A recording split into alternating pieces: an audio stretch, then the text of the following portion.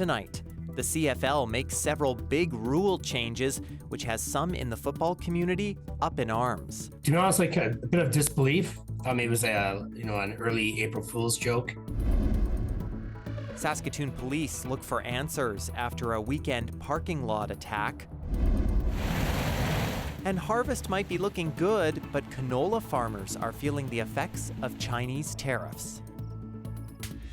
This is CBC Saskatchewan News.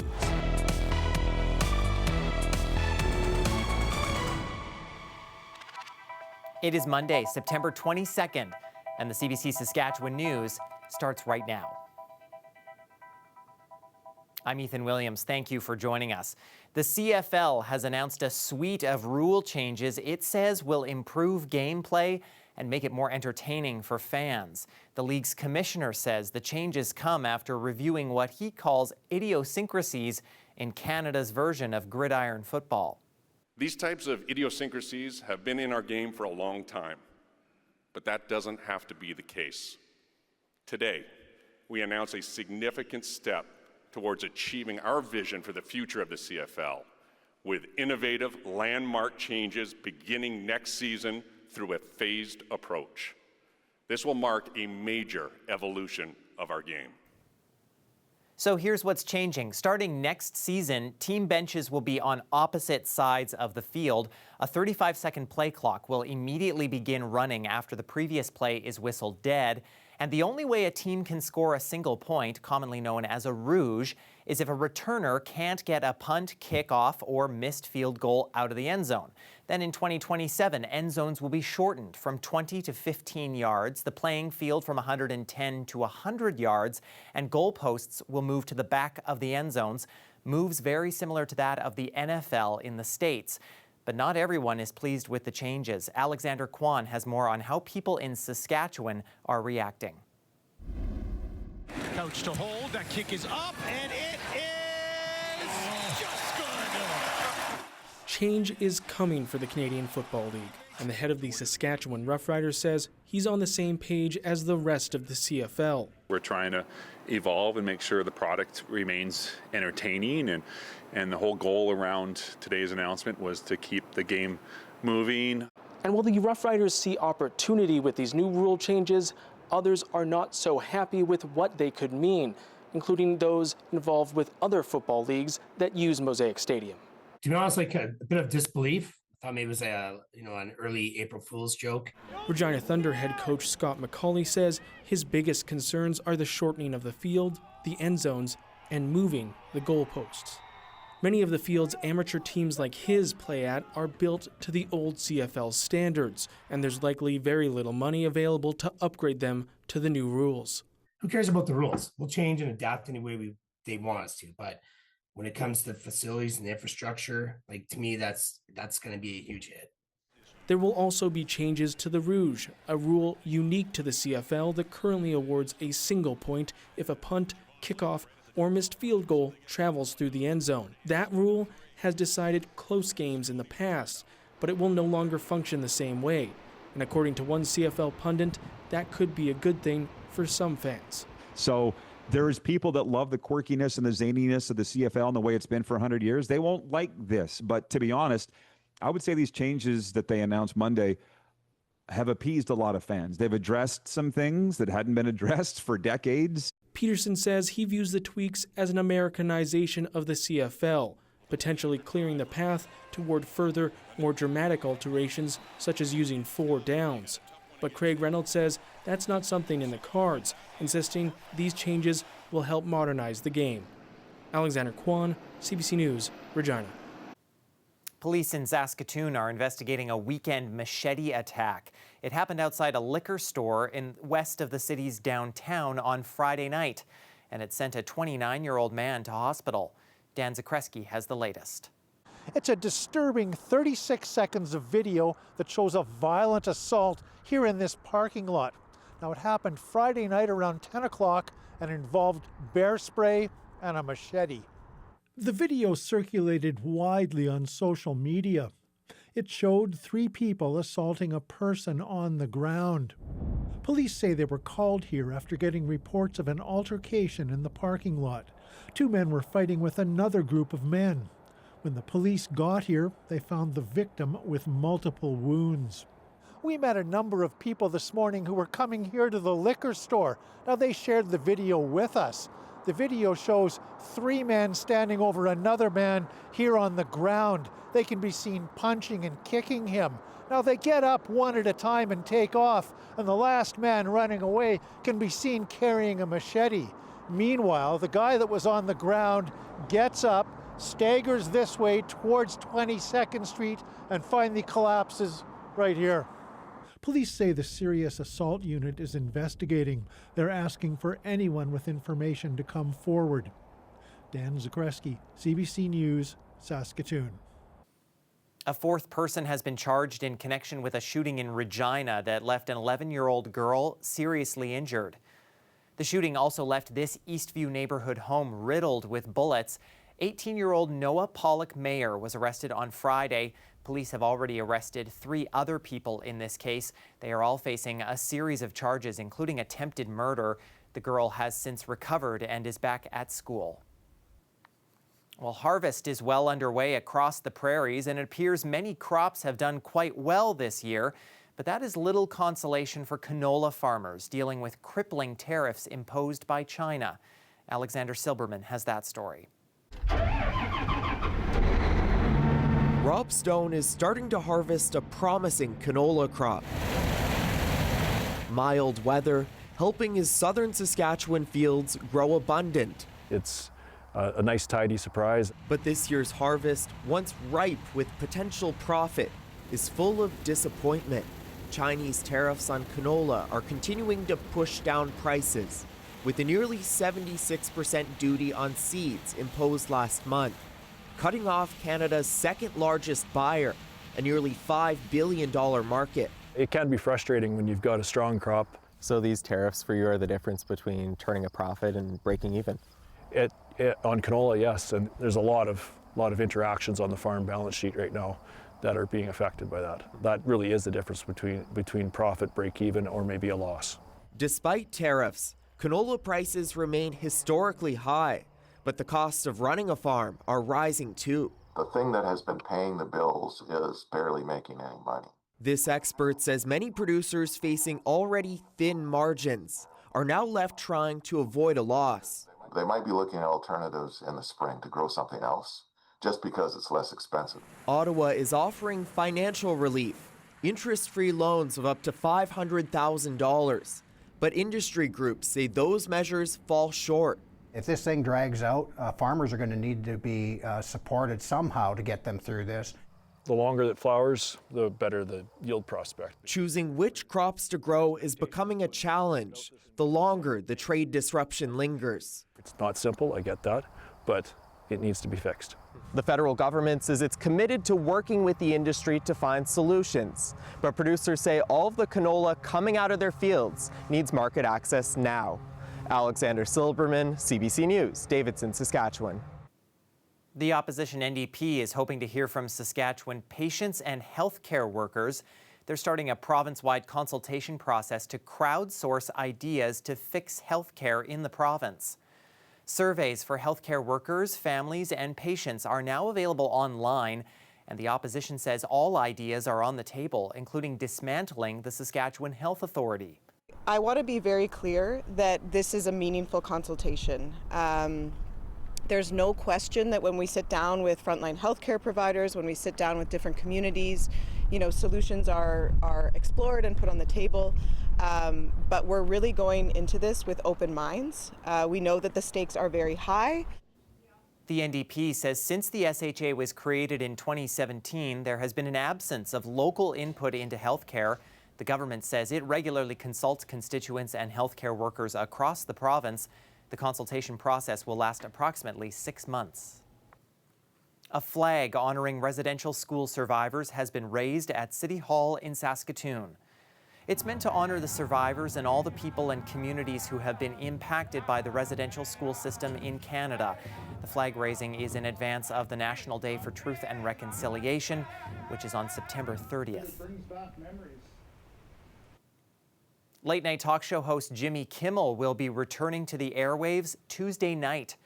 The Walt Disney Company says that it decided to suspend Kimmel's show because of comments in a monologue last week that were, quote, ill-timed and thus insensitive. Those remarks were related to Charlie Kirk's killing. The company now says it will return Kimmel to the air after, quote, thoughtful conversations with him. Kimmel's suspension had prompted concerns about free speech. Well, the dog days of summer may be over, but it still feels like summer at this Regina dog park, even though fall officially began Monday morning. It will certainly not be feeling like fall, though, for the rest of this week. Riley Lachuk has a look at our hot and sunny forecast when we come back. Stay with us.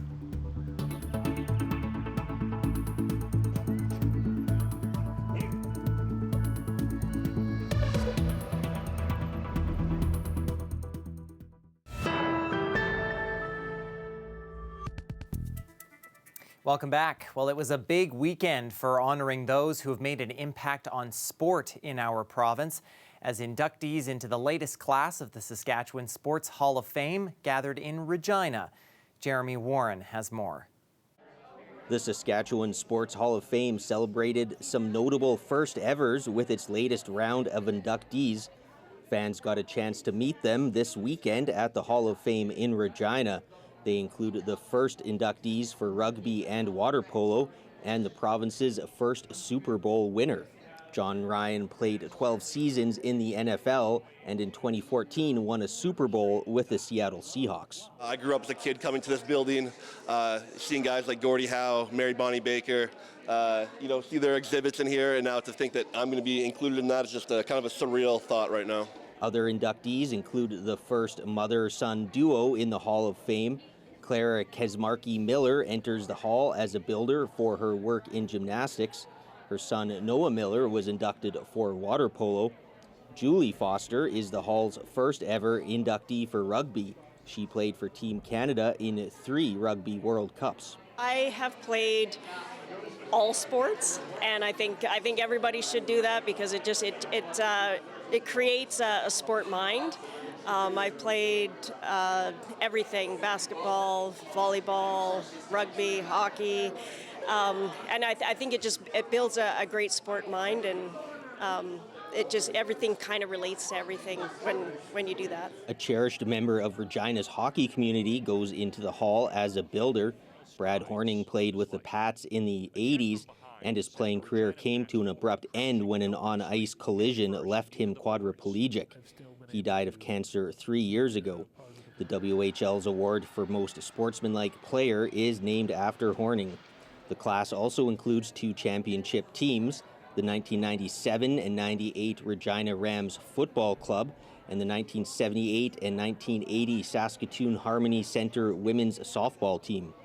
John Ryan has a piece of advice for any kid wandering the Hall of Fame and dreaming of a sports career just like he did. There's no shortcuts. Everyone wants the secret formula or the magical pill. All you can do is work. You just have to work your butt off day in, day out, and keep on going. The Hall of Fame's exhibit honoring the 7 new inductees runs all year. Jeremy Warren, CBC News, Saskatoon.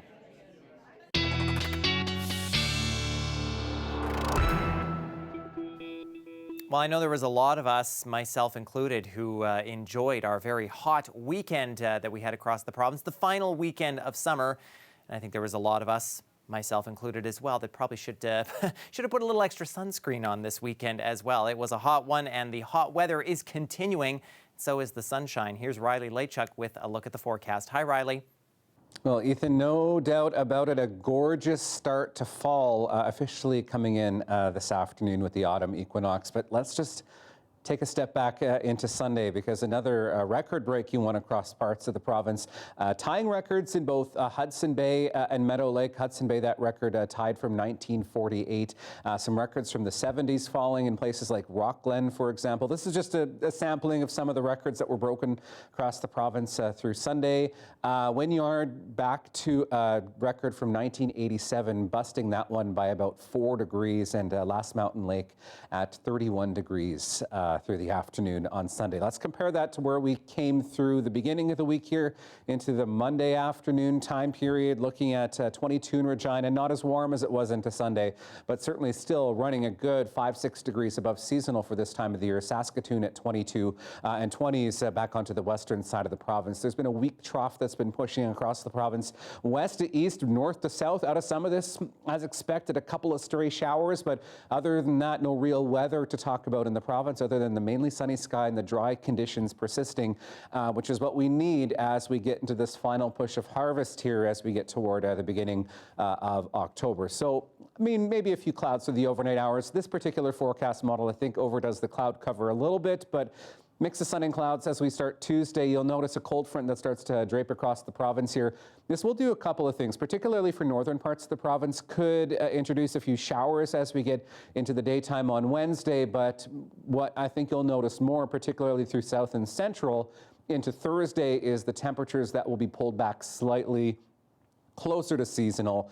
Not quite that 30-degree weather, but also temperatures that are still in the 20s, which is still above seasonal for this time of the year. Looking at the potential for some wind into some of this as well, so a bit of a breezy day to start the week. As we get into Tuesday, we are looking at winds gusting up to around 30, 35 or so, but then once that cold front starts to push into the province, you'll notice winds back up around 30, gusting 50, for example. So that's more of a Wednesday, Thursday, where we're looking at wind starting to have a bit of an impact in the weather once again as we get toward the middle of the week. So overnight temperatures in the single digits, 3 in Saskatoon into early Tuesday morning, 5 in Regina, looking at 6s and 7s on the western side of the province and into the afternoon. On Tuesday, we are looking at another bright sunny day, maybe a couple of extra clouds, particularly into northern parts of the province, but temperatures again running several degrees above seasonal for this time of the year. North Battleford, Kindersley, both at 26 degrees, 22s, 23s in the eastern side of the province, and temperatures as that cold front starts to push south, pulled back slightly into northern parts of the province. Stony Rapids, Collins Bay, both at 19, Ethan, as we get through the afternoon, but still staying above seasonal for this time of the year. Yeah, gorgeous for sure. Thank you so much, Riley. Well, without offering robust medical advice to back it up, the Trump administration is creating a link between Tylenol and autism. Jennifer Yoon finds out what experts have to say about this move by the U.S. government. U.S. President Donald Trump tying autism to pregnant women taking a common painkiller. So taking Tylenol is not good. All right, I'll say it. It's not good. For this reason, they are strongly recommending that women limit Tylenol use during pregnancy unless medically necessary. So ideally, you don't take it at all, but if you have to, if you can't tough it out, or if there's a problem, you're going to end up doing it. But scientists say it's really hard to pinpoint one cause for autism. How do you rule out other factors that are in play, like genetics?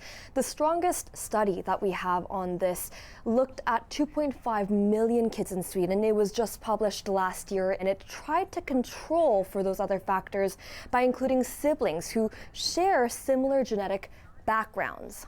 There is no strong evidence to support that acetaminophen during pregnancy causes autism or ADHD or any other neurodevelopmental disorder. Here in Canada, the Society of OBGYN says Tylenol is still considered generally safe in recommended doses for pregnant people, especially because it's one of the only painkillers that are considered safe generally for those who are expecting, and not treating pain or fevers can be harmful for the baby and the mother. Pregnant women shouldn't feel guilty about using the medication. They shouldn't feel guilty if they did use the medication, in this pregnancy or a past pregnancy. So I think that you should always have a discussion with your healthcare provider if you're going to use a medication in pregnancy. Dr. Smith is urging those who are expecting to talk to their doctors. Jennifer Yoon, CBC News, Toronto. Well, the University of Regina Rams were handed their first loss of the season on Friday night under the lights at Griffith Stadium in Saskatoon. The U of S Huskies, with a monster pass by Anton Amandrew to Daniel Wiebe, pushed the Dogs ahead, and a fumble by the Rams on the ensuing kickoff seemed to seal their fate. The Huskies took this one 22-20. The Rams host the Manitoba Bisons at Mosaic Stadium on Saturday at 2 p.m. Meanwhile, the Huskies will be in Calgary that day to face the Dinos. Stay with us. We'll be back after the break.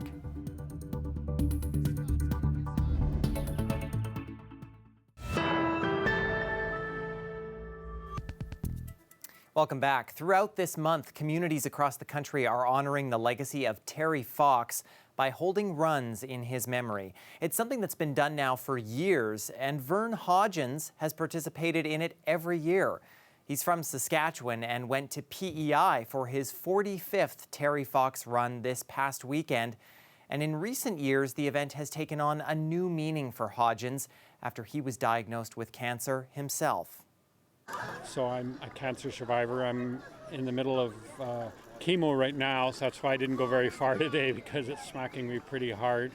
But and I love seeing all the red shirts here today, meaning that people just aren't giving up and they're following Terry's dream, and we'll find a cure for this disease. I was a 29-year-old phys ed teacher, and we'd heard about this young man running across Canada, and as he kept on going further and further, the country started getting further and further behind him. Unfortunately, he didn't make it, but the following year, 1981, they decided to start the marathon. In Prince Albert, it was out at Little Red River Park, about 4 miles out of Prince Albert. There were 650 people there at the very first one. And it was just incredible, the excitement, the buzz in the air, and everybody was just hopping on board with what this young man had done, and it was so incredible.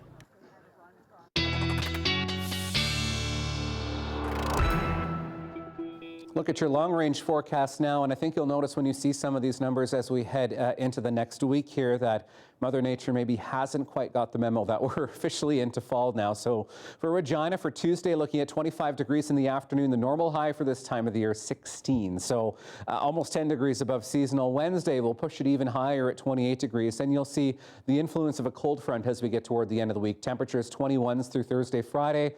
Yeah, and then we're back up around 25 degrees to start next week, and overnight temperatures staying above seasonal for this time of the year as well. We should be around 2 degrees for an overnight low. Into Saskatoon, Tuesday, sunshine, 26 degrees.